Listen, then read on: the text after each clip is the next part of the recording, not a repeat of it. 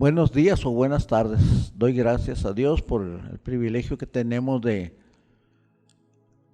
leer su palabra, de orar y de celebrar en esta Semana Mayor, como dice la tradición, o Semana Santa, el acontecimiento mundial de parte de nuestro Señor Jesucristo estando aquí en la tierra.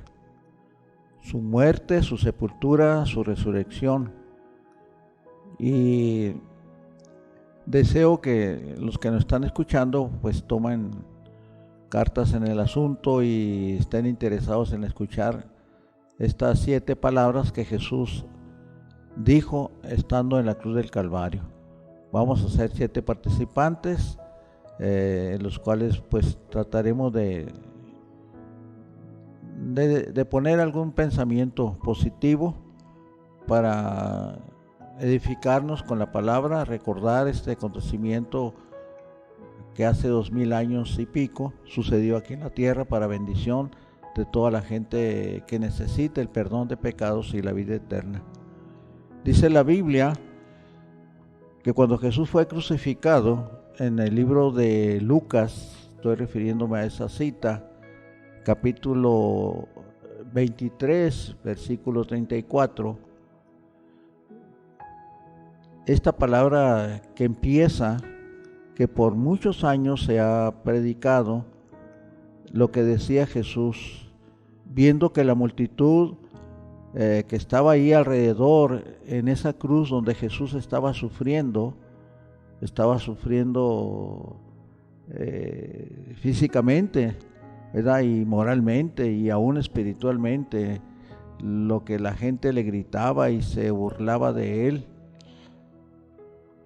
Y él lo único que pudo decir en ese momento, y mirando a la gente burlona, escarnecedora,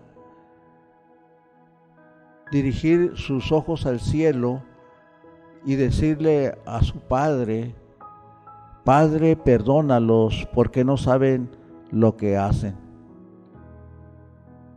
Y aún dice la Escritura que sus ropas, porque lo dejaron sin ropas, la repartieron entre los soldados que estaban llevando este evento de crucifixión del Señor Jesús.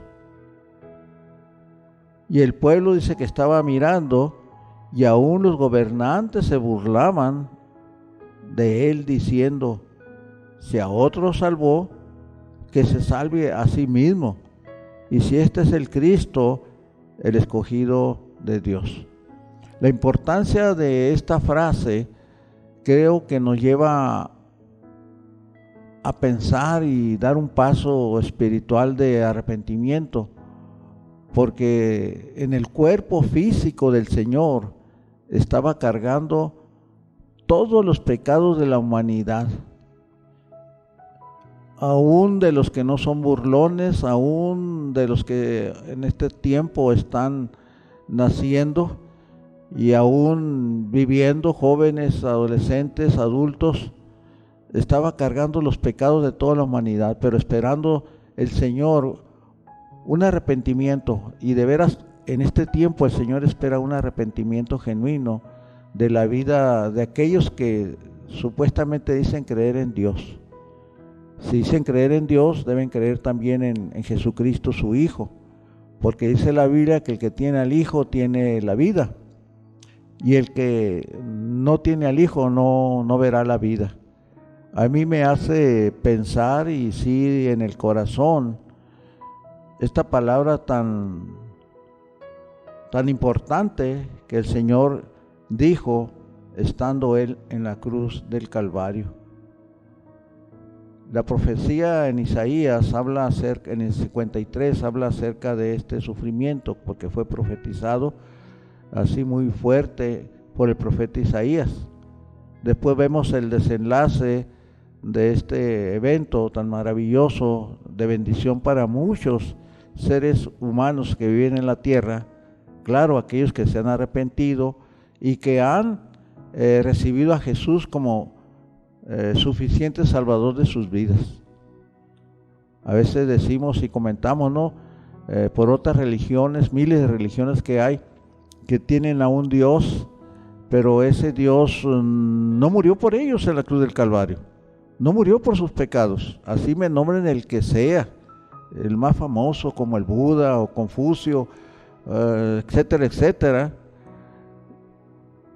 y ver eso, de veras que el perdón del Señor hacia la humanidad, y aún siendo muy malos, está dirigido hacia el Padre Celestial, y el Padre Celestial, al que se arrepiente sinceramente, le perdona sus pecados.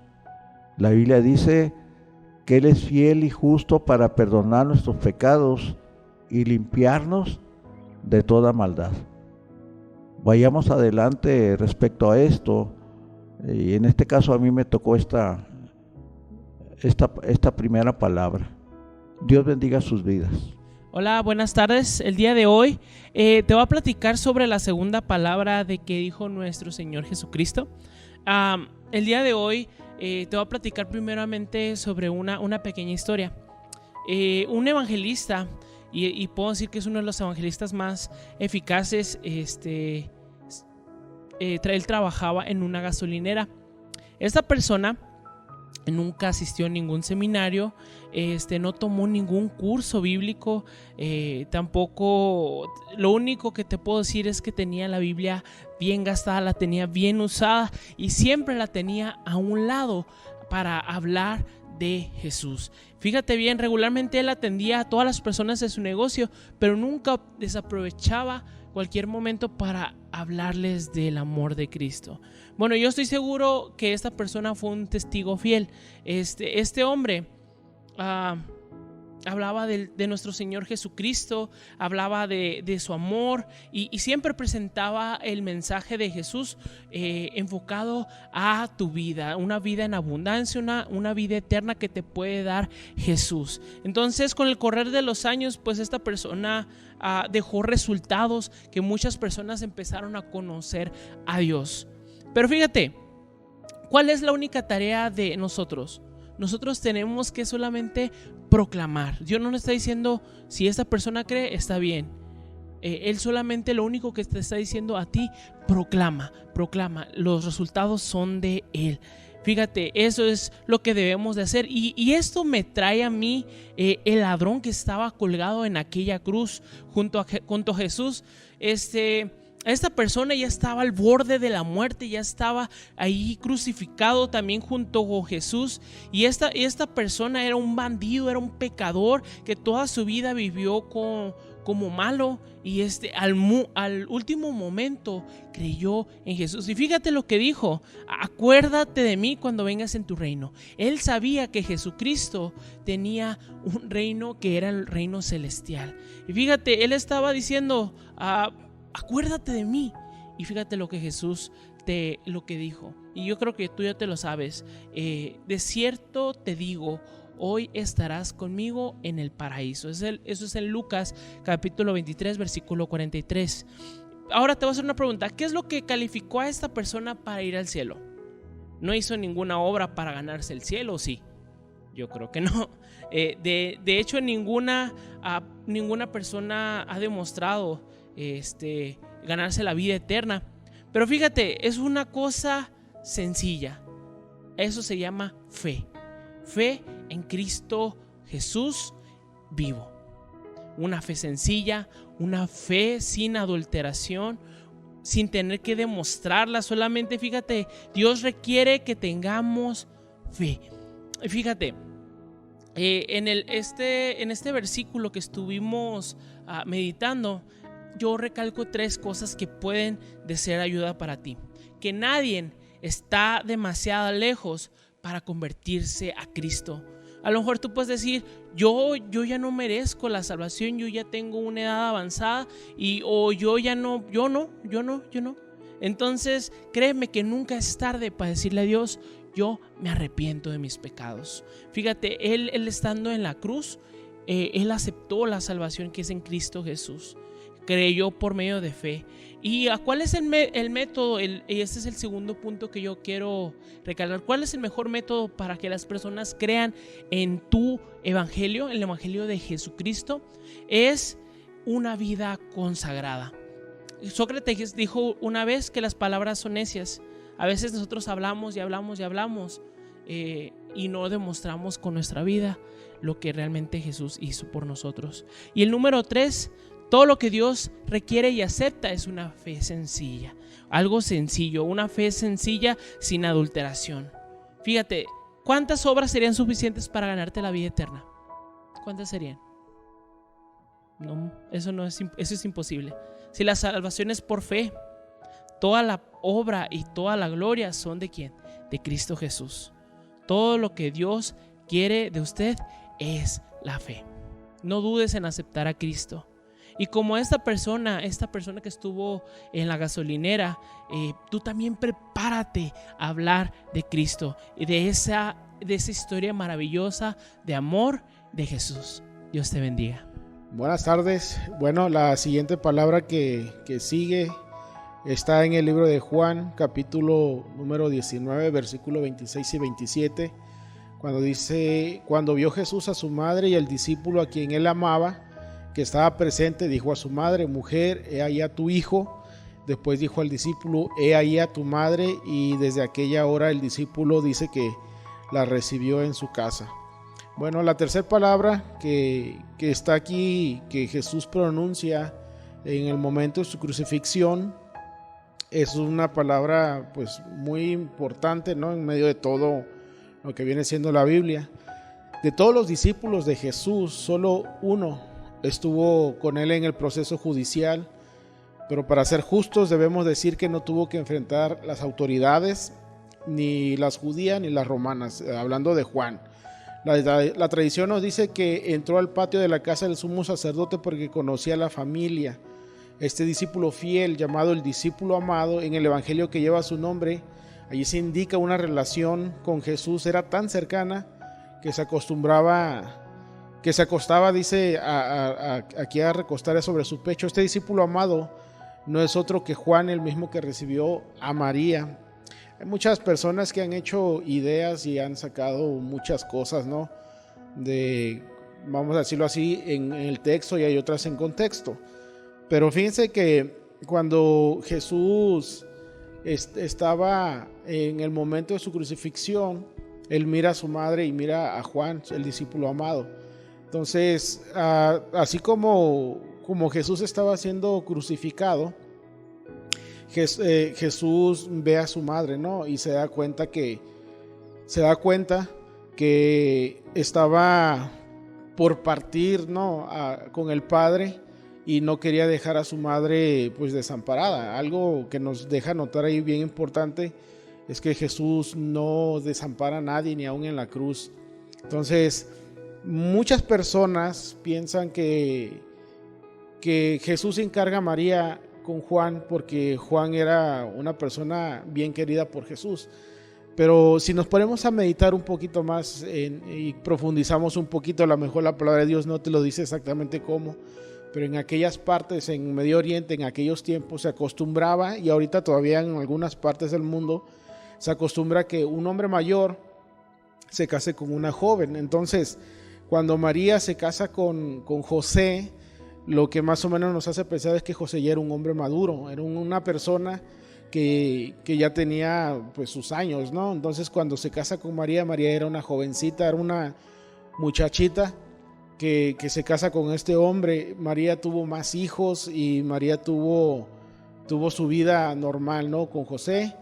Pero pues ya a estas alturas, ya cuando Jesús tiene ya 33 años, ya que había cumplido su ministerio, entonces para esas fechas lo que hace pensar más o menos la Biblia es que José ya no estaba.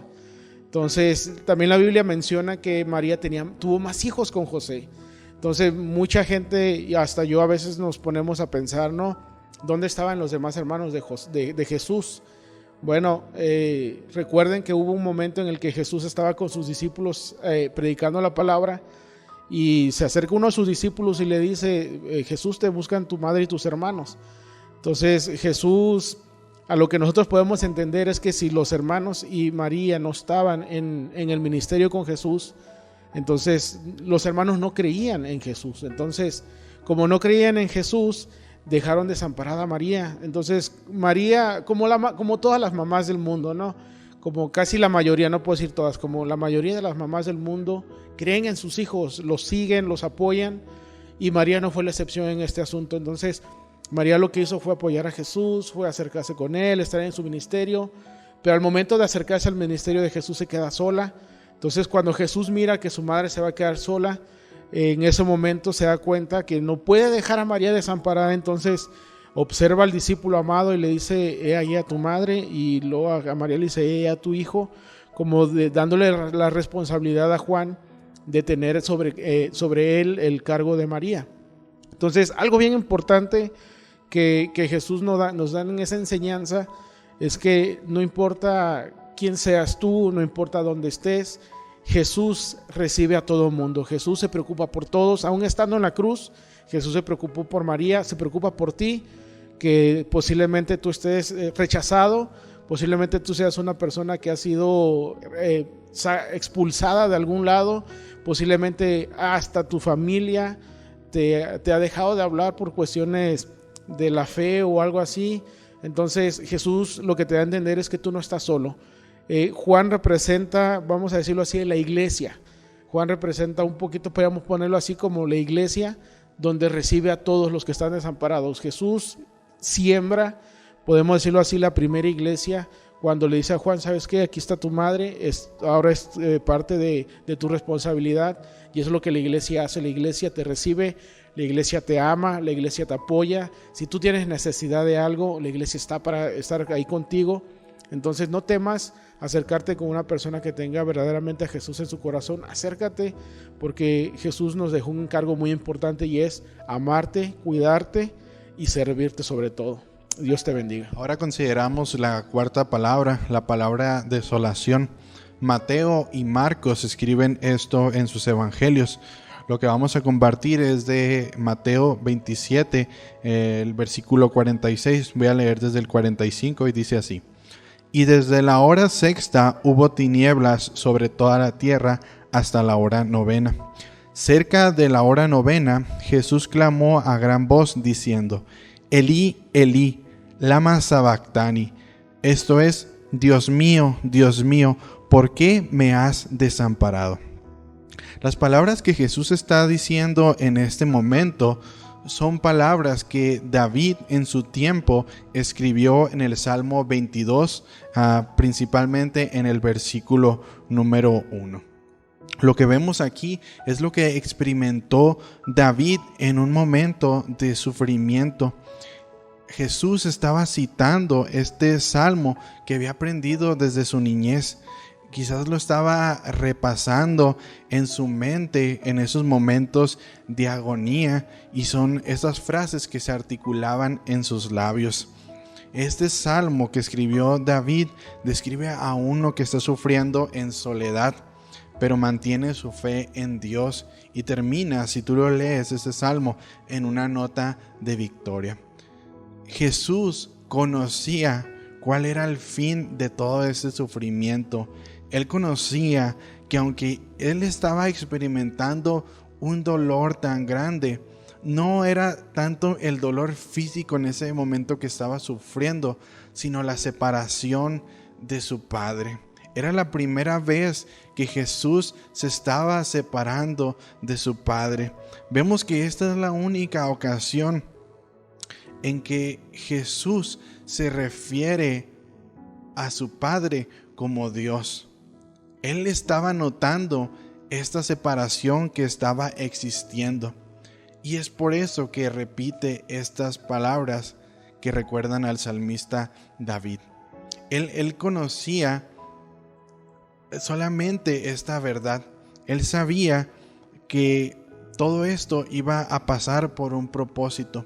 Nosotros sabemos que Dios en este momento se separó de Jesús porque Dios es santo, Dios es puro y no puede habitar con la maldad. En ese momento Jesús estaba pagando por cada uno de nuestros pecados.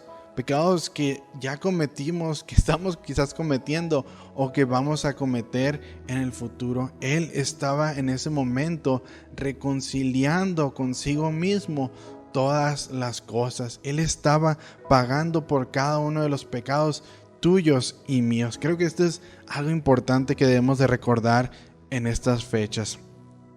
Y tú podrás pensar, ¿por qué Jesús estaba dudando en este momento? Quizás son las palabras que se te vienen a la mente, pero esto no podría estar más alejado de la verdad. En este momento, la fe en Dios fue afirmada en el clamor de la soledad.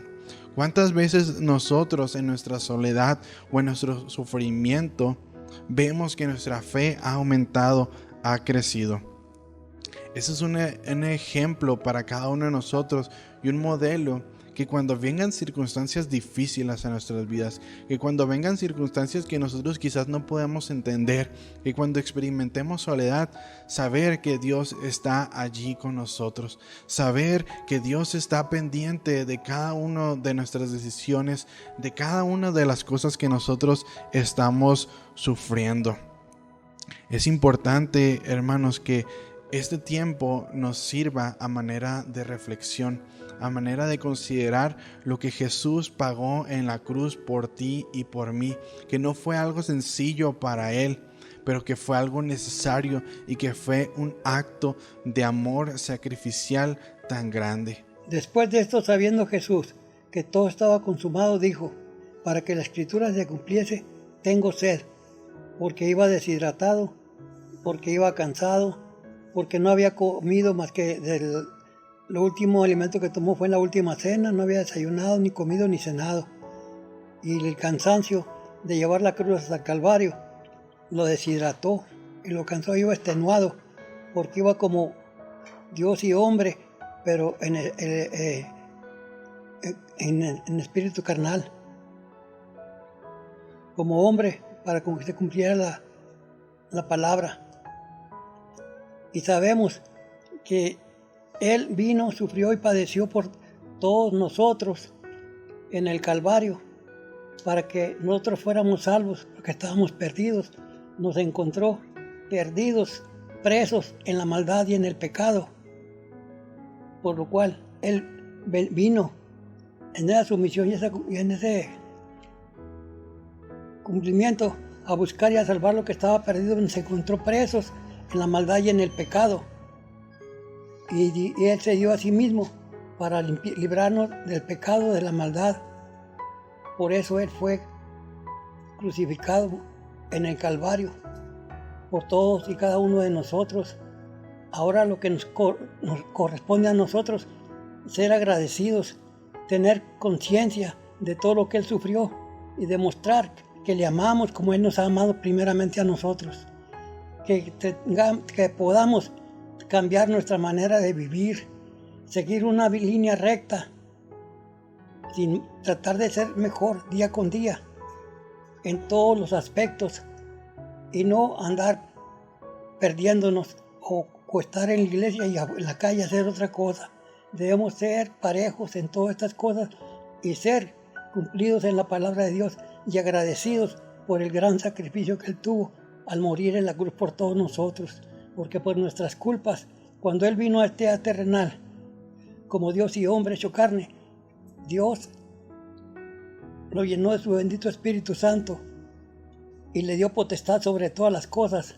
Pero desde que el primer día que Él llegó aquí a la tierra, no comenzó su calvario, porque no hubo un lugar donde reclinar su sien, y vino a nacer en un pesebre. Pero para esto llegaron los reyes magos con regalos, presentes, y preguntaron que dónde había nacido el Mesías, el nuevo rey.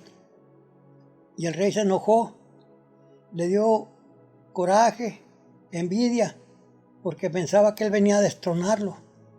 Pero Él venía nomás a buscar y a salvar lo que estaba perdido. Él no venía a criticar, ni a juzgar, ni a condenar. Él venía a salvarlo. Y el rey mandó a todos sus soldados a que asesinaran a todos los niños menores de 2 años, porque pensaba que entre ellos iba a estar nuestro bendito Salvador Cristo Jesús, pero nunca se imaginó que el ángel que guiaba al Señor San José y a la Virgen María les aconsejó que salieran de allí porque la vida de nuestro Salvador estaba en peligro, y anduvieron vagando por otras partes fuera de Belén. Así anduvieron emigrando de una parte a otra hasta que el niño ya fue un adolescente y ya regresaron a Belén porque el rey que lo había condenado a morir había muerto, y él comenzó a enseñar en las sinagogas, y ya cuando ya fue edad mayor, comenzó a hacer sus milagros, sus sanaciones, y la gente quedaba admirada de ver todos los milagros que él hacía, las curaciones, las sanidades que él hacía, y la gente empezó a hablar de él, y empezó a venir mucha gente a buscarlo, a traerle enfermos, muchos a oír su palabra y otros a ver las sanidades que él hacía, donde él, delante de todos ellos, limpió leprosos, a los ciegos les dio la vista, a los sordos les dio el oír, a los tartamudos les dejó hablar, a los paralíticos, inválidos, les dio la potestad de andar, caminar, y allí delante de todos ellos resucitó a unos corazones que habían muerto, para la honra y gloria de Dios, para que vieran que él era el Hijo de Dios, hecho hombre.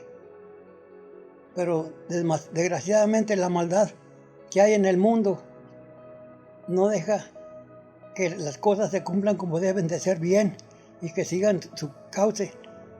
Y los doctores de aquel entonces de la ley tenían envidia, tenían coraje por todo lo que él hacía, y llamaron al pueblo que se unió a ellos, porque les tenían mucha fe, les respetaban porque eran los doctores de la ley, y empezaron a tramar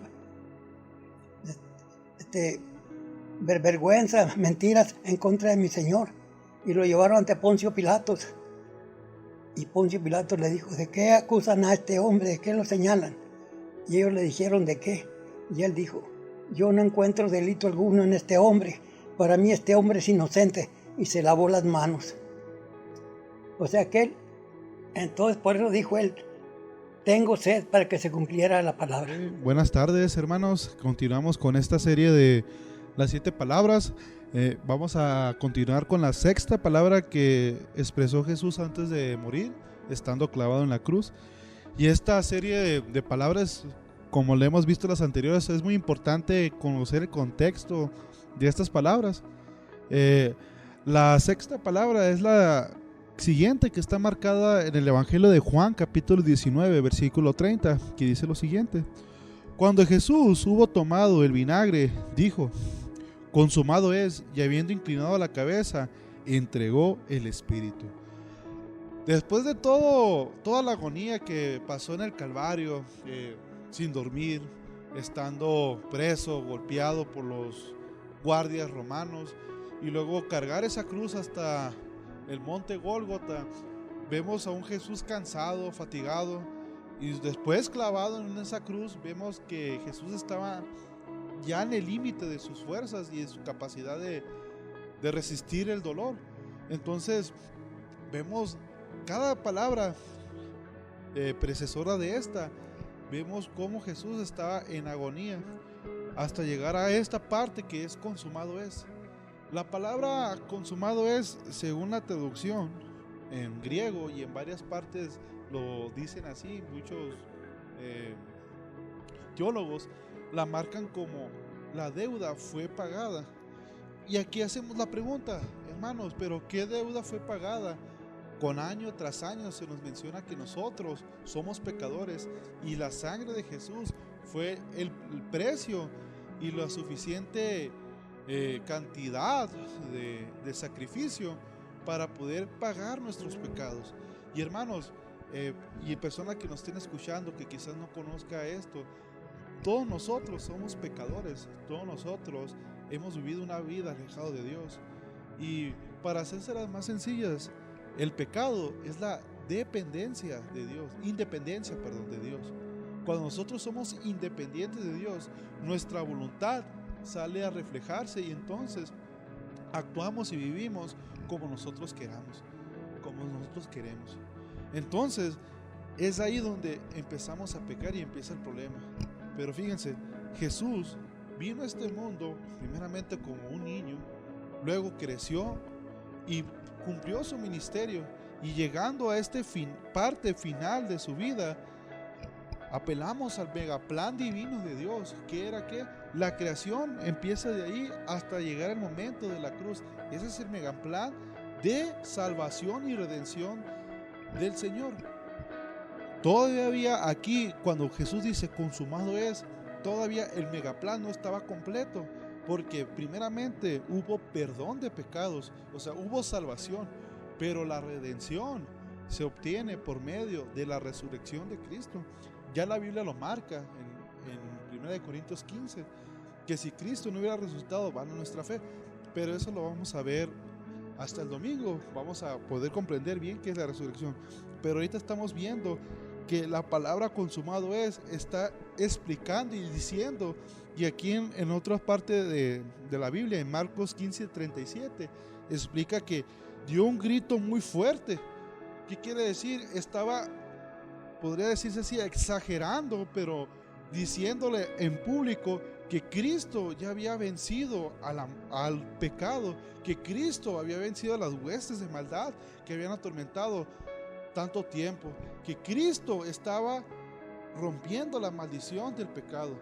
Entonces nosotros, por medio de esa expresión de Jesús y ese sacrificio de Jesús, nosotros obtenemos la salvación.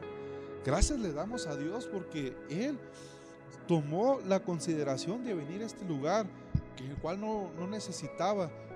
Él no necesitaba de nosotros necesitamos de Dios. Y Él vino y nos buscó, se sacrificó por amor a nosotros. Y esa cruz, ese sacrificio, esa expresión consumado es la garantía de que nuestros pecados han sido perdonados. Y nosotros tenemos la libertad de escoger si nosotros queremos aceptarlo o rechazarlo. Y hoy te invito, persona que me está escuchando, si no has comprendido este mensaje, hoy es la oportunidad para poder acercarte a Dios y arrepentirte, y sobre todo conocerle, para poder alcanzar la salvación que está a la puerta de la esquina y poder encontrarnos y empezar una relación con Dios. Buenas tardes, queridos hermanos, queridos amados míos.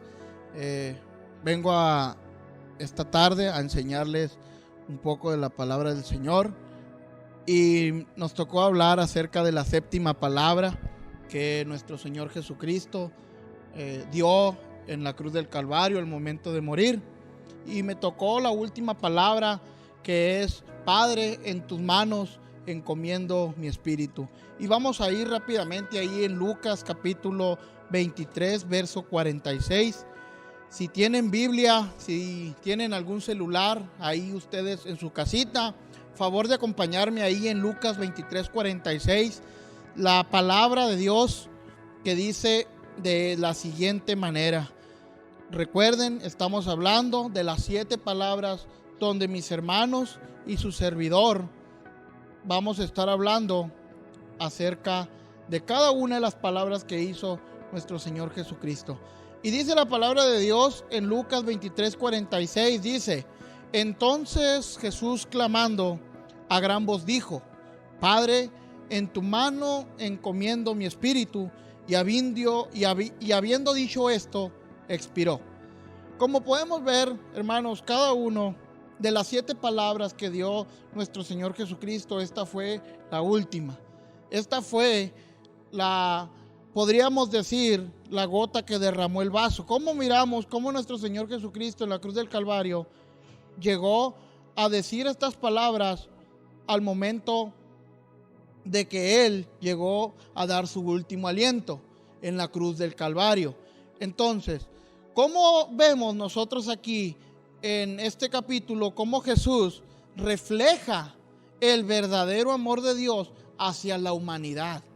¿Cómo podemos ver, hermanos que está en casita, cómo al momento de que Cristo dio su último suspiro, dio su último aliento, refleja un verdadero amor hacia la humanidad. Podemos ver, hermanos míos, amados que están en su casita, podemos ver que el verdadero amor que refleja Cristo en la cruz del Calvario fue al momento de que Él murió y diciendo: en tus manos encomiendo mi espíritu. Como podemos ver, hermanos, Cristo era totalmente humano y totalmente santo. Y recordemos, hermanos, que cada uno de nosotros tenemos la dicha y tenemos nosotros las reglas, y no nomás las reglas, también tenemos reflejar el verdadero amor. Y como lo podemos ver también, que fue la palabra final en el desarrollo hacia una nueva oportunidad para la reconciliación, hermanos. Así que al momento de que Cristo dio esta última palabra, quiere decir, hermanos, que nosotros, por medio de que Cristo murió en esa cruz del Calvario, nos da una nueva redención, una nueva oportunidad entre Dios y el hombre. Y como Dios, al momento de ir a la cruz del Calvario y morir, nos está reflejando el verdadero amor hacia la humanidad. Nosotros como personas debemos de tener en cuenta y debemos de tomar siempre en cuenta de que todo lo que hizo Jesús en la cruz del Calvario refleja el verdadero amor.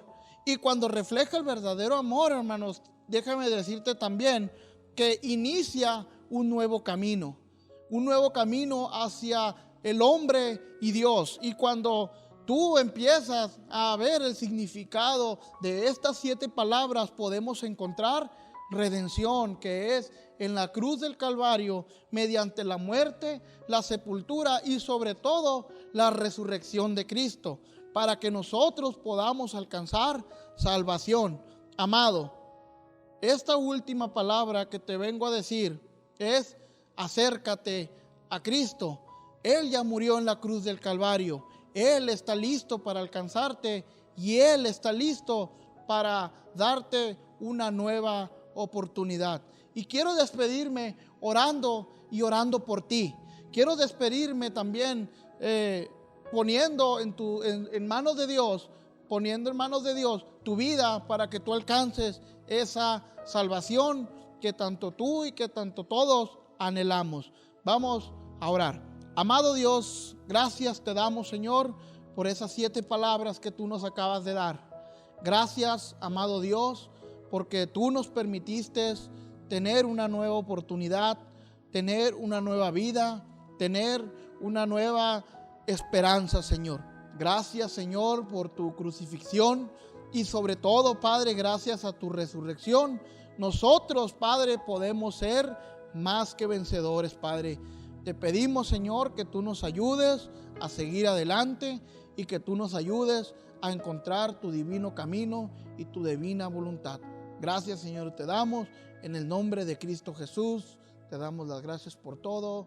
Amén. Dios te bendiga.